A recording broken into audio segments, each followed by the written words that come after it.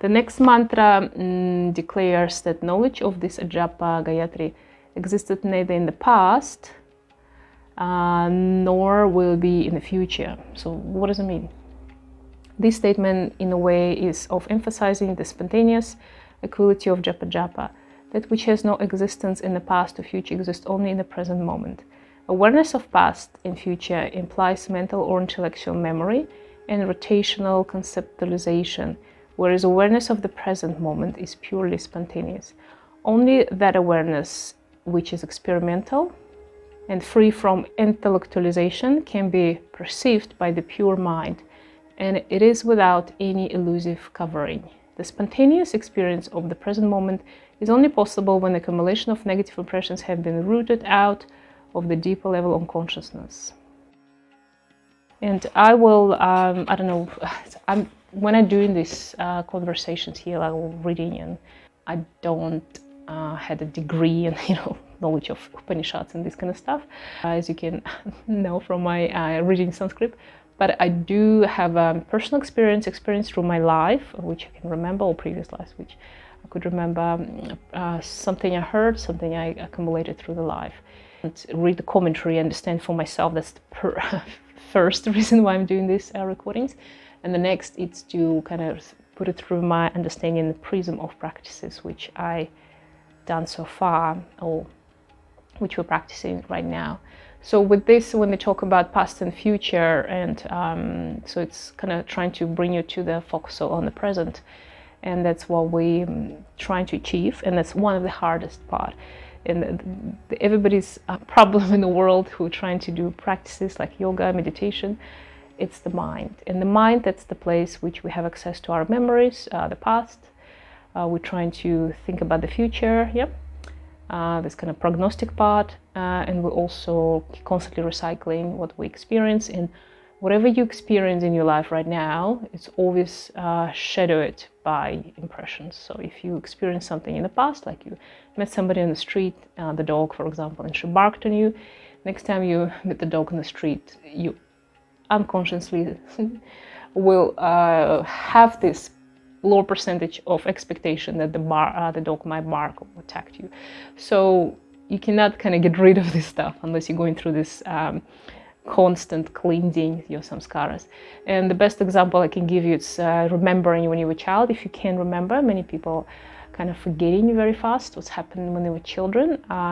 I've been lucky and blessed that I have very clear memories of my childhood, and it's not just like a physical, I remember what's happened on dates or something like that, but it's actually, I feel it through the body, through sensations, and even kind of preserving that state. And this is very important because when you're a child, your samskaras levels, well, first of all, it's less, of course, because you have shorter life.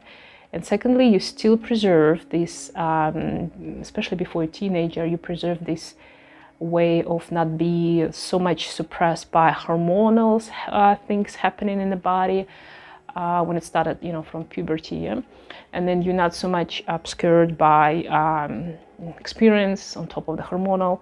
And so basically when you're a child, most of the things you more probably experience first time in this life, and you're more prone to just experience at the moment. And that's why children seems to, and they are, hopefully many of them are happier, and they're more open-minded, or they can experience this with my child. They cannot get scared of something which I get scared.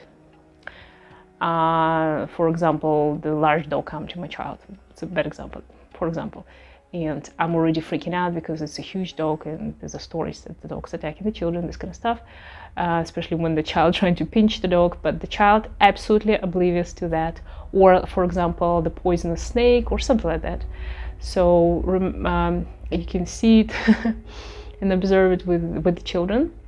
And another thing, they can momentarily be happy in the present moment, the children, than us. We might experience like, oh, I feel happy right now because it's a happy moment and I should be experiencing the happiness. Oh, and only when you start thinking deeply, oh, I'm so happy, I'm in the moment with my child, for example, he's healthy, I'm healthy, and we should be happy right now, something good happened. It's too much analyzation already happened, and the child at that moment will be not like you. he or she will be in the moment of happiness, regardless of all these thoughts, which hopefully child doesn't have at this stage. So that's what I'm trying to say here. So the past and the future, that's something that bound us and constantly pulling us from the present. Present is your pure conscience, higher self. It's your present, it's your happy, in terms of, not happy, I'm excited, but in terms of the best of your state, which you are I hope I'm trying to kind of more break it down and make it more accessible and understand in everyday's life, yeah? The mantra further states that this Ajapa Gayatri is born of Kundalini. The spontaneous awareness of the mantra or sound principle of the breath arises from the spiritual potential or Kundalini. The unawakened mind dwells constantly in a state of duality, which is symbolized here by the term past and future. And that's what we just say. It's also symbology of that you're happy or unhappy, or you're poor or rich, you are tired or you're excited, or you angry or you're calm, you love or you hate. This does not exist when your Kundalini start getting awakening. So it's not like everything become, some people say my life become dull and I don't want it, or people experience it for a little bit and it scares them. I can only speak from my experience of watching people who are in that state, or my personal experience, which this is again your mind. Your mind will tell you, oh, this is boring or scary. And the first thing I found, people who start going on a spiritual path, first thing they start experience is this apathy, fear, disappointment in the world, or sadness, or is everything losing the point of everything. And it's happened to me, I think, many years ago. I don't remember when exactly, but in the very kind of beginning, when I truly started dive into this, to stay in this present moment, it's this overwhelming kind of sadness that everything losing the meaning. And it was the mind. It is the mind that does it with you in the beginning. It's you overthinking. You're thinking, oh, should I give up my family? Should I go into the mountains? Should I stay in a cave? Or should I never stop the family? And I found many people right now on the planet kind of stuck in that moment. But that's the moment when you have to push through and surpass. It's the good, but you shouldn't stay there because you will be overwhelmed with the depression, maybe. And you feel like, what's the point to do anything in this reincarnation, because it's all going to come back. And everything repeating. People the same. There's always somebody nice, somebody's bad. People doing the same mistakes, even we doing the same mistakes nonstop.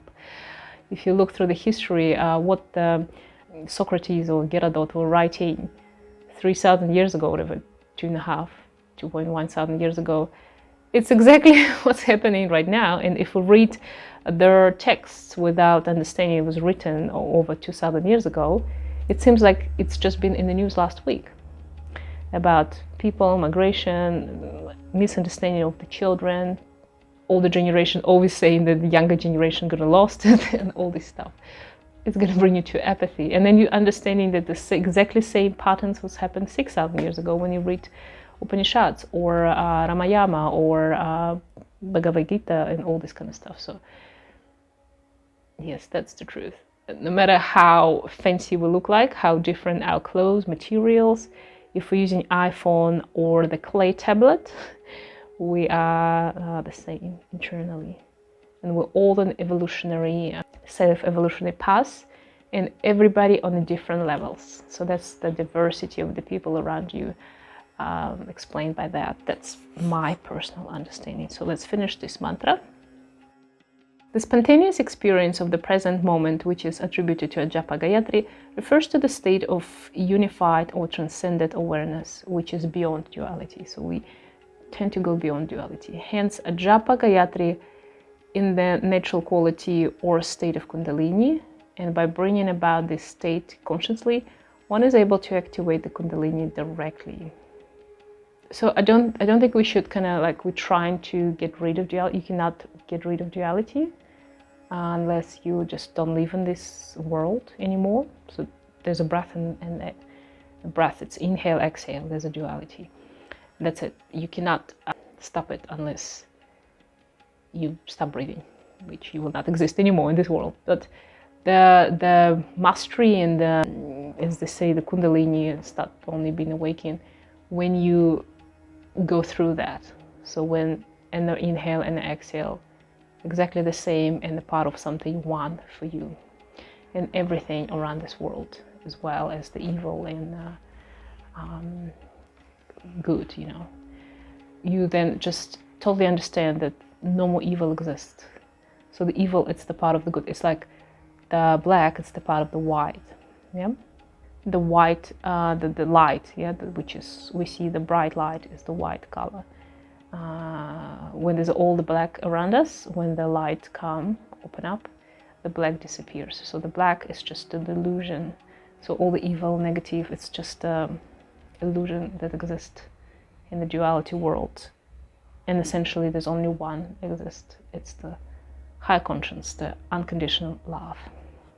According to yoga, Kundalini Shakti is synonymous with Mahaprana, the unmanifested aspects of prana, which is responsible for all creation and life at the cosmic level. Ajapa Gayatri is a spontaneous state of perception born of Kundalini, is therefore described here as Prahandharani, the base, the holder, the sustainer of prana, from which all manifestation or creation transpires. So we consider the Kundalini Shakti as a Mahaprana, unmanifested aspects of prana, and it's responsible for creation of this everything in the life, or the cosmic level. And the Gayatri basically bringing back to this Prahandharani, the base, the holder, the sustainer of prana. And that's kind of like summarize what I just say about this doomness, or we cannot destroy the duality, so we just kind of going beyond it and see it as the one. And I'm trying to think about example. I don't know if it's a good example or not, but for example, if you do knitting or crochet or something, when you're doing it, you know, you have one string, yeah, and you folded it in a way, and you know, this is a one knot, second knot, whatever we call them, in the knitting, and then it's kind of like divided, duality, each is individual, which a little bit better, different, this kind of stuff, and it's all made from this one string or different colors. But when you create your product, pullover, for example, or blanket, it's all behave as one. So when you're kind of on the level of knitting it, you're thinking about each thread and each of the loop you do in it, it's separate, it's the duality. But when you create the product, it suddenly possess different qualities and importance, and it's not so much important each of the part, although it's the part of it. Maybe it's the bad example, but that's how I felt like when you transcend and go beyond. And this happens in not just spiritual, of course, but it might happen with you in every other aspect of your life. For example, if you start understanding some basic principles of the processes, and some processes will become to you in a way that you understand it's how to behave towards each other. So I can give an example from in the science. So I experienced this years ago. When you go deep down in the science, physics, chemistry of the processes on the planet, for example, interaction between oceans, biosphere, geology, rocks and stuff, and which is kind of geochemistry, and the atmosphere, and how they all interacted. It's amazing. It's like a dance, everything related and balance each other or unbalance each other. And that's what I found in modern science. People totally disconnected from this understanding, and the problems and the misunderstanding coming from it, and how people don't understand if you do something up in the valley in a river, how it's going to affect the beaches down the valley or the ocean or even other part of the world, because atmosphere circulates in a tremendous speed and the water circulates all over our planet, all these things. So it's all interconnected, and you need to understand this process. Like, so you kind of can look on a very fine element level of the geochemistry of the rock, and it give you a bigger picture of what's happened in general with the planet, the climate, this kind of stuff. Similar with your life interactions or your spiritual growth. So I hope it's kind of making some kind of sense. Hari Om.